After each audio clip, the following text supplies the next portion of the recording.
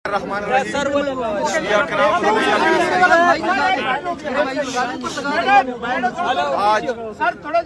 हमारे यहाँ आने का मकसद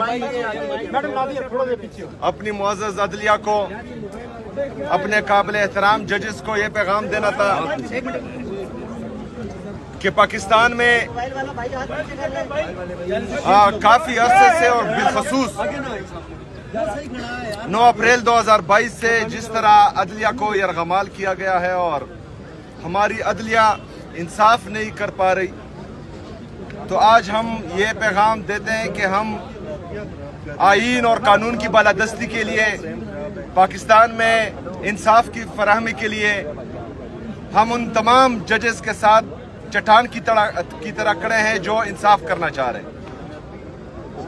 बदकिस्मती से 26वीं आईन के जरिए तरमीम के जरिए आईनी तरमीम के जरिए अदलिया को यरगमाल बनाया गया है। उसके बाद से हम देख रहे हैं कि जो पाकिस्तान में आईनी बुरहान आ रहा है वो पूरी दुनिया देख रही है। जजेस के अहकामात हवा में उड़ा दिए जा रहे हैं, जजेस अहकामात दे रहे हैं और एक सुपरडेंट जेल का या एक छोटा हवलदार भी वो अहकामात नहीं मान रहा, जिससे हमारी मुअज़्ज़ज़ अदलिया की भी तोकीरी हो रही है। तो हम चाह रहे हैं कि हमारे जजेस अगर फर्ज करें वो ये समझते हैं कि उनके इंसाफ में किसी की तरफ से खलल आ रहा है, तो हमारे जितने भी वकला हैं, हमारे पाकिस्तान के गैरतमंद अवाम उनके लिए बाहर भी निकलेंगे और उनके साथ जो हैं वो चट्टान की तरह खड़े भी हैं। तो हमें बताया जाए ताकि आईन और कानून की बालादस्ती के लिए हम अपना लायामल दे सके। अभी हमारे लीडर, हमारे कायद जनाब इमरान खान साहब के केसेस नहीं लगाए जा रहे हैं, उसमें उनकी बरियत का केस भी है, अलकादिर ट्रस्ट का केस भी है, वो नहीं लगाए जा रहे। तो हमारी ये रिक्वेस्ट है कि वो लगाए जाएं और इंसाफ किया जाए, क्योंकि ये पूरी दुनिया को पता है कि जिस दिन पाकिस्तान में इंसाफ होगा तो उसी दिन हमारा लीडर, हमारा कायद जनाब इमरान खान साहब, उनकी अहलिया बुशरा बीबी, हमारे जितने भी आसिरान हैं जो नाहक कैद हैं वो जेलों से बाहर होंगे। लेकिन बदकिस्मती से सिर्फ फैसले ही दिए जा रहे हैं, इंसाफ कोई नहीं हो रहा। कोर कमांडर पेशावर से मुलाकात हुई है आपकी? जी, कोर कमांडर साहब आए थे मुबारकबाद देने के लिए वज़ीर आला सेक्रेटरीट, तो उनसे मुलाकात हुई है। सर आपकी जी देखिए जी, वो मुबारकबाद के लिए आए थे, कोई ऑफिशियल नहीं आए थे, तो अनऑफिशियली गुफ्तगू हुई है और हमारा मौक़िफ़ वही है जो हम बाहर कह रहे हैं, वो जो है अंदर भी वही मौक़िफ़ है।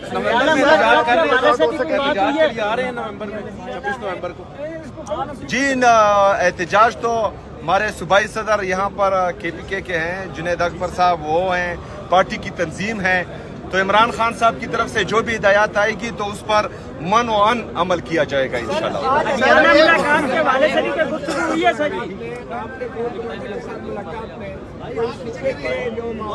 चलाने के लिए कोई मुशावरत भी की है?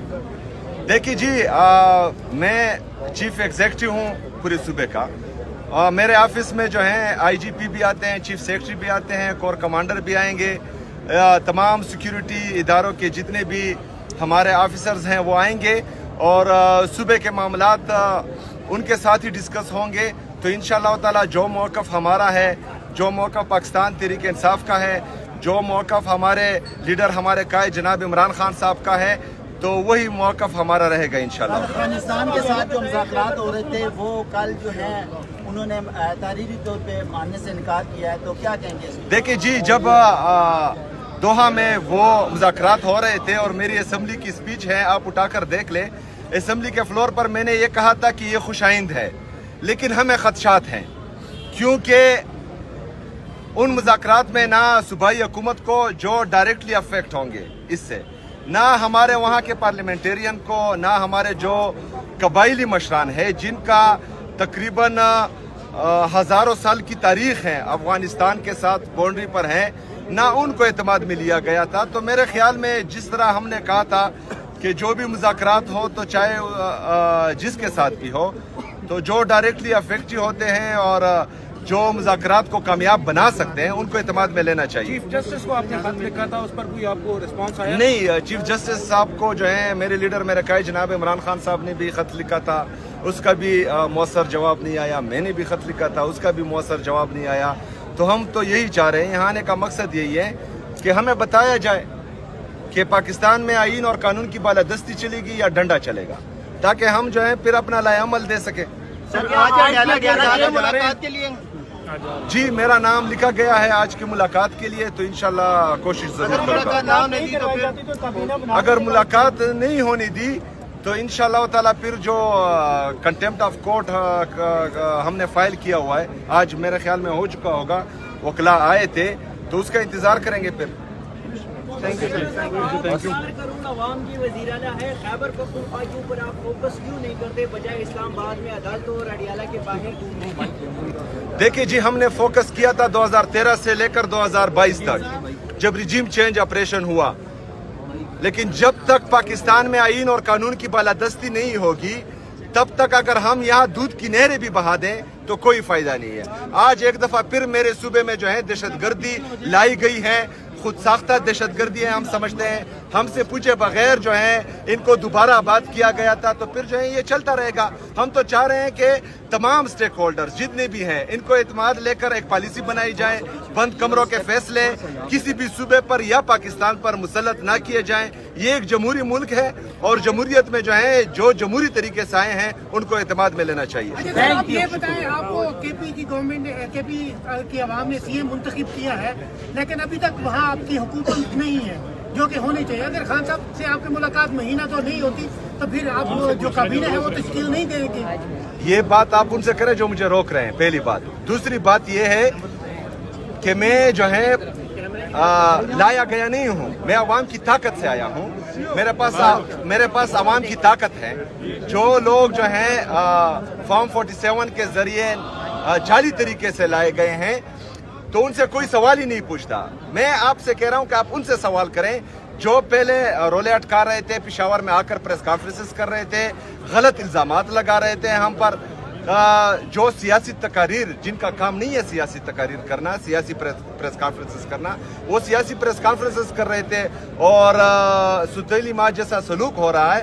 तो बहरहाल मेरे सूबे की आवाम भी यही चाहते हैं कि जिसकी वजह से मुझे वोट मिला वो कायदे तहरीक इमामी इनकलाब जनाब इमरान खान साहब है। तो इमरान खान साहब से मशवरे के साथ में चलूँ। वो भी सर 2018 में भी कोर्ट कमांडर ने रब्ता किया था, तो आमतौर पे तो आपके गंडापुर साहब कोर्ट कमांडर के पास जाते थे पूरी काबीना को लेकर, आप क्यों नहीं गए? देखिए जी, उनका तो मुझे पता नहीं है, लेकिन मैं चाहता हूँ कि जो सूबे के चीफ एग्जीक्यूटिव है, जो पाकिस्तान के प्राइम मिनिस्टर है, तो उनकी तौकीर जमहूरियत में बहाल रहनी चाहिए और ये लोग जो हैं उनके दफातर में आने चाहिए, डिग्गी में चुप कर नहीं जाने चाहिए।